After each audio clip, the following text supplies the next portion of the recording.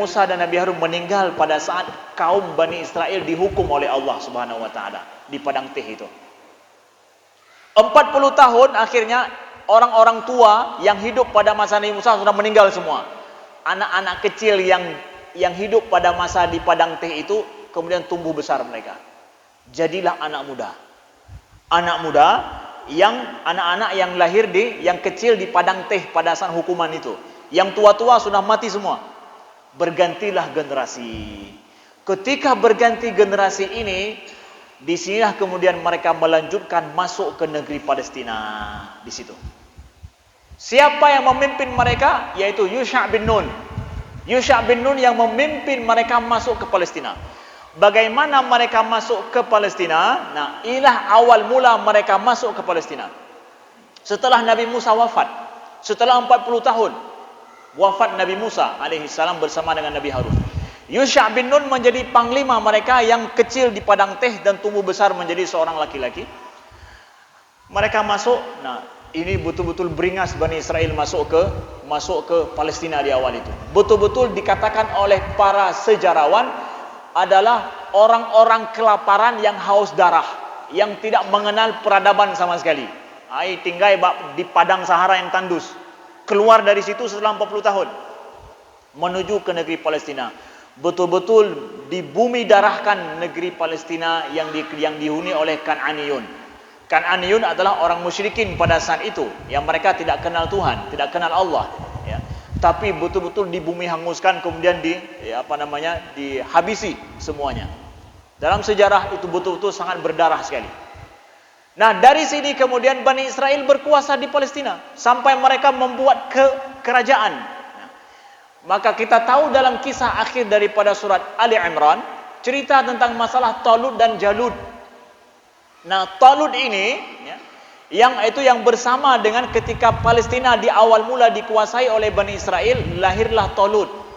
Nah, Talut inilah yang kemudian memimpin Bani Israel untuk menguasai semua daerah Syam. Dan ada seorang pemimpin Kan'aniyun yang kuat namanya Jalut atau Jaliat dalam bahasa Ibraninya. Jaliat dikatakan, dalam Al-Quran disebut sebagai Jalut, ya.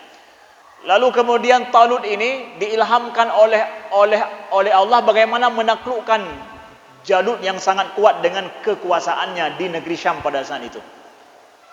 Kemudian diteslah semua tentara-tentara Bani Israel. Ini kita di depan ada sungai. Faman syariba minhu falaysa minni wa man lam yat'amhu fa innahu minni. Ya. Ada sungai. Siapa yang minum di sungai itu, maka dia enggak boleh menjadi tentaraku untuk berperang. Ya. Kecuali yang minum sedikit saja. Tapi yang minum sampai lagi kuda minum, ya, maka itu tidak boleh. Bayangkan ya, tentara yang haus dapat sungai, kemudian kata Talut enggak boleh minum, sedikit aja minum, enggak boleh banyak-banyak. Fasharibu minhu, maka mereka semua tentara Talut daripada Bani Israel ketika dapat sungai minum habis-habisan seperti kuda yang haus. Kecuali beberapa orang saja yang patuh pada perintah. Patih pelatuh bahasa Aceh, ya. Ya, patuh pada pelatih, ya. Hanya beberapa orang yang tidak minum atau yang minum hanya sedikit saja. Tentara Talut akhirnya kebanyakannya minum semua, akhirnya tidak sanggup untuk berperang melawan Jalut. Hanya beberapa orang saja yang berhasil melawan Jalut. Kam min fi'atin qalilatin ghalabat fi'atan katsiratan biiznillah. Faqatala Daudu Jalut. Nah, lalu kemudian Talut berhasil untuk menaklukkan Jaliat atau Jalut yang merupakan raja yang paling kuat di antara yang berkuasa di Palestina pada saat itu, berhasil dibunuh.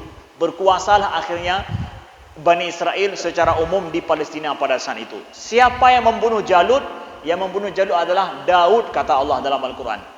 Dari sini kemudian Daud setelah Talut, Daud yang berkuasa. Daud berkuasa menguasai Bani Israel, yang berkuasa Bani Israel, dan dijadikan oleh Allah sebagai seorang nabi, seorang raja plus seorang nabi. Dari sini kemudian kisah Daud. Nabi Daud punya anak, siapa? Sulaiman. Cerita Nabi Sulaiman ini adalah di Palestina juga. Nah, inilah kemudian yang diklaim oleh Bani Israel bahwa kami ya kembali ke sana. Kenapa? Karena kerajaan kami dulu Daud dan Sulaiman ada di sana. Maka kami balik ke Palestina. Kata beliau, kata daripada Bani Israel hari ini. Dan terus setelah itu didatangkan Nabi Zakaria, Nabi Yahya, setelah itu juga Nabi Isa, semua itu di Palestina. Siapa? Nabi-nabi untuk Bani Israel. Nah, nabi-nabi ini dari Bani Israel setelah itu, ya, setelah para nabi ini semua tidak ada lagi, Nabi Isa yang terakhir, kerajaan Bani Israel itu terpecah belah menjadi Yahuda dan Israel, dua buah kerajaan. Nah, dua kerajaan ini akhirnya kemudian binasa oleh Nebukadnezar, salah seorang tentara penguasa yang sangat kejam pada saat itu, yang membumi hanguskan kerajaan Bani Israel dari Palestina. Kerajaan Bani Israel akhirnya hilang cerai-berai daripada Palestina ketika diutus Nebukadnezar ini. Mereka tidak ada lagi kerajaan pada saat itu di Palestina sampai akhirnya awal abad Masehi, yaitu sekitar tahun 70 setelah Masehi, Raja Romawi yang bernama Titus kembali juga mencerai-beraikan dan membunuh Bani Israel sampai mereka akhirnya kocar-kacir ke seluruh dunia. Yang sampai mereka sampai ke negeri Arab. Jadi dua orang raja dalam sejarah, pertama Nebukadnezar, kemudian Titus, itu yang memporak-porandakan Bani Israel. Pertanyaannya, adakah Bani Israel berhak atas tanah Palestina? Setelah kita lihat sejarah ini, mereka telah dijanjikan, Ustadz, kemudian diharamkan oleh Allah gara-gara mereka maksiat. Bagaimana mereka masuk dengan apa? Di Palestina ada yang menghuni tidak? Ketika mereka masuk, ada yang penghuninya dari sudah bersejarah mereka tinggal di situ, tapi semua dihabisi oleh orang Bani Israel. Apakah tanah Palestina ketika Bani Israel pertama masuk dalam sejarah tanah kosong? Tidak. Tanah berpenghuni. Hari ini Israel mengatakan tanah Palestina itu adalah tanah kosong. Ardun bila sya'bin, li sya'bin bila ardin. Itu adalah tanah yang tanpa tuan untuk tuan tanpa tanah. Kami adalah tuan tanah yang tidak memiliki tanah. Makanya kami kembali ke Palestina. Mereka kocar-kacir seluruh dunia. Mereka ingin kembali ke tempat itu. Itu pembohongan sejarah. Palestina tidak pernah kosong daripada penghuni. Kalau seandainya orang Yahudi mau masuk ke Palestina dan tinggal, boleh tidak? Boleh, kenapa tidak? Jadilah tinggal sama seperti orang lain. Tidak harus membunuh orang lain, tidak harus mengusir orang lain. Seperti Cina masuk ke Indonesia. Boleh tidak Cina masuk ke tempat kita? Mereka masuk secara damai, hidup damai dengan kita, silahkan. Ada yang masuk Islam bahkan, silahkan. Tapi mereka masuk ke Indonesia dengan membunuh orang Indonesia dan mengusir orang Aceh dari Aceh, bisa? Ya, beginilah yang terjadi dengan Israel hari ini. Orang Yahudi masuk ke Palestina dengan membunuh orang Palestina, mengusir mereka dari tempat tinggal mereka. Ini kekejaman inilah yang kita perangi. Ini adalah kolonialisme. Ini adalah imperialisme. Karena dalam sejarah sudah terbukti dalam sejarah ada dua macam daripada kolonialisme dan imperialisme yang terjadi. Yang pertama, imperialisme, kolonialisme yang membunuh habis orang yang pribumi. Kemudian diganti dengan orang kulit putih semuanya, orang pendatang penjajah. Dan mereka berhasil membuat negara yang dikdaya. Siapa mereka? Amerika yang pertama, mereka membunuh habis semuanya orang Indiana. Berhasil mereka membuat negara khusus namanya Amerika Serikat hari ini. Itu aslinya adalah yang menduduki tanah itu orang Indiana. Nomor dua adalah mana? Yang berhasil membuat sebuah negara penjajah, yaitu membumi hanguskan orang pribumi, Australia, New Zealand. Orang aborigin binasakan semua. Nomor dua, penjajah datang ke sebuah negeri, mereka ingin membunuh semua pribumi tetapi tidak berhasil. Sebahagian pribumi tetap tinggal. Negara mereka gagal untuk membuat negara di tempat itu gara-gara orang pribumi bertahan dan kuat. Mana contohnya? Jazair. Aljazair dijajah ratusan tahun oleh Prancis. Dibunuh habis-habisan, tetapi orang Aljazair bertahan kuat dengan iman dan agama mereka. Solid mereka. Ya. Makanya kalau pergi ke Prancis, jangan lupa pergi di Paris itu ada namanya Museum Manusia. Museum manusia di mana tengkorak daripada orang Aljazair yang meninggal itu semua dibawa ke Prancis, dibuat menjadi sebuah museum. Bayangkan itu. Museum bawah tanah. Jadi orang Aljazair yang sudah dibunuh sama mereka dijadikan dipajang di dalam museum. Bayangkan Prancis itu. Paris itu yang kita elu-elukan. Betapa kejamnya mereka. Tidak berhasil mereka berkuasa di Aljazair. Sehingga Aljazair tahun 70-an mengikrarkan kemerdekaan. Berdirilah negara Aljazair, hengkanglah para penjajah. Kemudian ada lagi contoh yang mana? Yaitu negara Afrika Selatan. Afrika Selatan, ya, orang Inggris kita tahu negara apartheid. Mereka membuat orang kulit putih, orang kulit hitam. Kulit hitam orang Afrika asli yang tinggal di tempat itu. Orang kulit putih, orang penjajah. Mereka yang berkuasa di situ. Tapi orang kulit hitam berhasil mereka bertahan diri. Bertahan diri. Kemudian dengan siapa panglima mereka, dengan pemimpin mereka yang terkenal adalah Mandela. Mandela lah akhirnya berhasil gerutuk mendung awak kulit putih tidak berkuasa lagi. Nah, ketika pribumi tidak berhasil untuk dibunuh habis-habisan, ya, maka pada saat itu tanda bahwa penjajah itu akan hengkang dari negeri itu. Israel hari ini sama persis dengan Afrika Selatan. Sama persis. Mereka datang ke Palestina, ada pribumi di situ. Pribumi hari ini bertahan kuat. Kalau seandainya pribumi di Palestina bertahan kuat, maka Israel akan hengkang kakinya daripada Palestina. Lambat laun, sebentar lagi, tidak akan lama. Kenapa? Rumusannya kata para sejarawan persis seperti Afrika Selatan. Dan ini kuat kenapa? Karena Palestina ini memiliki iman, akidah, persis seperti Aljazair juga.